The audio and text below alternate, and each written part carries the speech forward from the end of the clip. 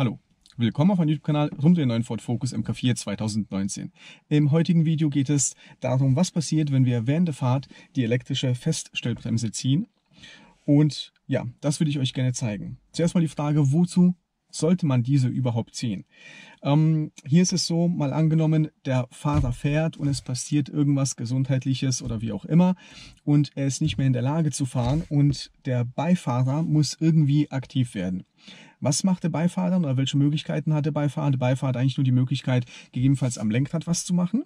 Bei den Pedalen unten kommt er normalerweise nicht ran und die Feststellbremse zu ziehen. Und bei der Feststellbremse, beziehungsweise in dieser Situation gilt Folgendes: immer der letzte Befehl, der kommt, gilt. Sprich, wenn man jetzt diese Feststellbremse zieht und der Fuß ist noch auf dem Pedal und dadurch, dass der Fuß nicht immer in der konstant gleichen Position verharrt, sondern sich minimal ändert, also mal weniger, mal mehr Gas gibt, weiß das Auto nicht, was ist der letzte Befehl. Sprich, wenn ich die Handbremse ziehe und das Gaspedal gedrückt halte, dann passiert Folgendes: Das Auto bremst, fährt weiter, bremst, fährt weiter, bremst, fährt weiter und hauptsächlich irgendwann wird es halt abgebremst. Aber wie ihr seht, dauert es sehr, sehr lange.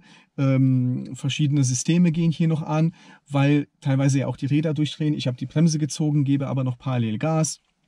Also eine suboptimale Lösung. In solch einem Fall ist es das Beste, den Fuß vom Gas zu nehmen, dem Fahrer also irgendwie versuchen, diesen Fuß vom Gas zu nehmen, dass er vom Gas wegbleibt und dann die elektrische Feststellbremse komplett durchzuziehen.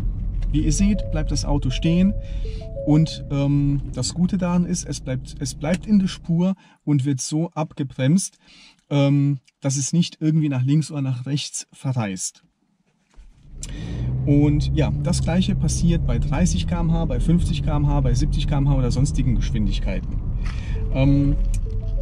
Ja, wenn man die Bremse nur ganz kurz anzieht, passiert genau das, was man nicht erwartet.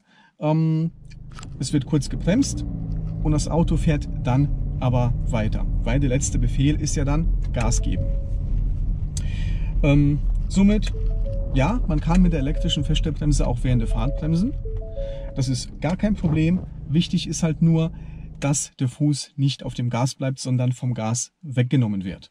Und dann kann man schön die Feststellbremse ziehen, auch bei 50 km/h fährt das Auto schnurstracks weiter und wird abgebremst, bis es zum Stillstand kommt. Das war's zu diesem Thema, zur elektrischen Feststellbremse und was passiert, wenn wir das Ganze während der Fahrt machen.